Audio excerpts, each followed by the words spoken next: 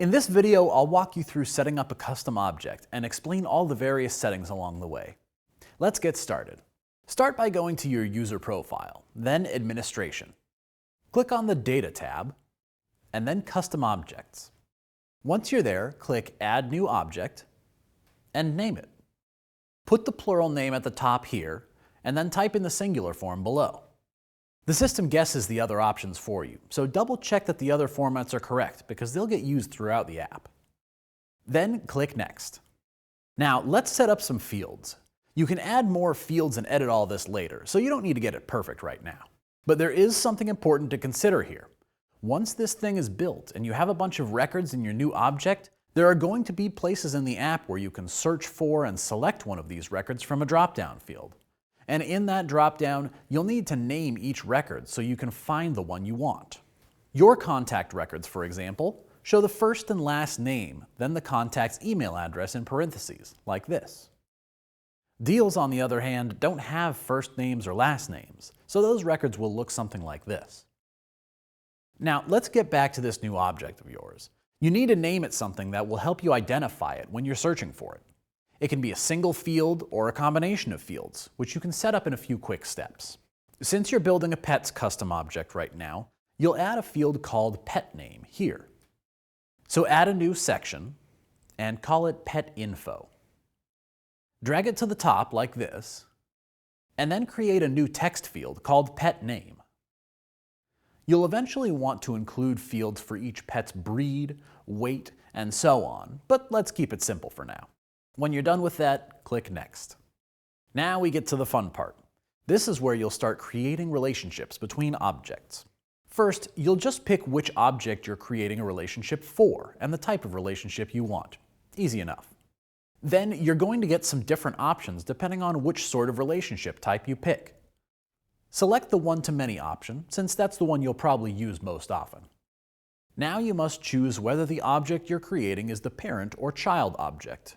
You know how to make that choice now because you watched the previous video. If not, go watch it now.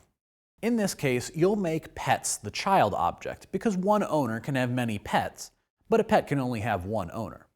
Now you'll see some other settings pop up.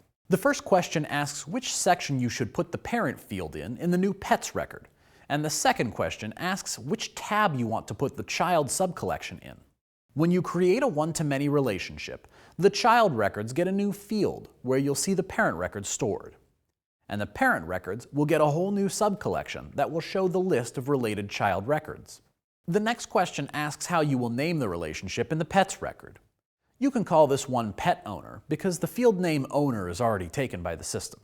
Even though you're creating a relationship to a contact record, it's better to name it after the relationship, so call it pet owner, not contact.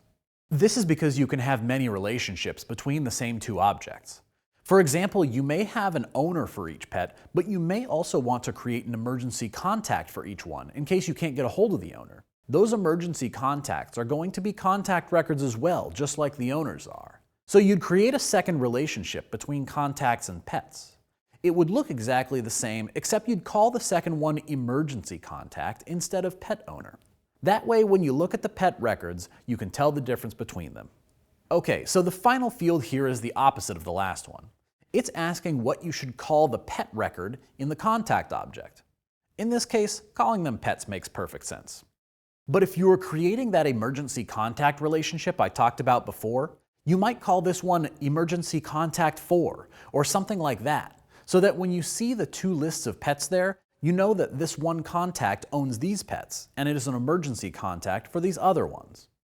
When you click Save, that relationship gets created, and you'll have the opportunity to create even more relationships. You can always go back and delete relationships or create more later, but keep in mind you can't change the type of the relationships later on. When you're done, click Next. Now for the last step. This is where you'll tell the system how your new pet records should look in drop-down menus and when you're searching for things. The idea here is to use fields from the record that will help you identify each pet. You created pet name, so it's a good idea to add it here. Click Insert Merge field and pet name. However, this might not be specific enough because there could be a lot of cats named Fluffy and a lot of dogs named Fido in the world. So if you're trying to select a particular pet from a dropdown, it's not going to be helpful if it says fluffy, fluffy, fluffy, fluffy, and fluffy.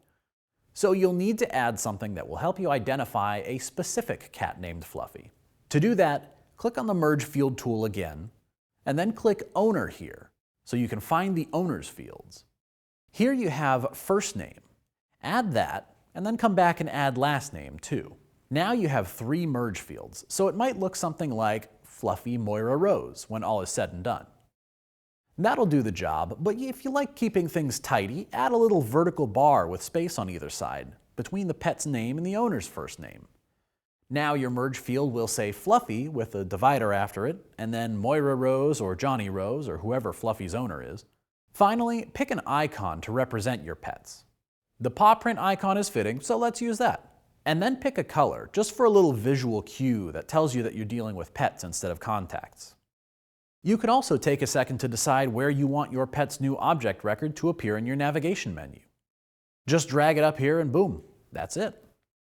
Click Finish and you're done. At this point, you'll see pets in your main navigation bar. Now you can start creating new pet records by typing them in, importing them, or even creating forms on your pages to create new pet objects on the web. Next, I'm going to walk you through all that and show you a couple of cool custom object tricks that you'll want to know about. So join me in our next video, using custom objects.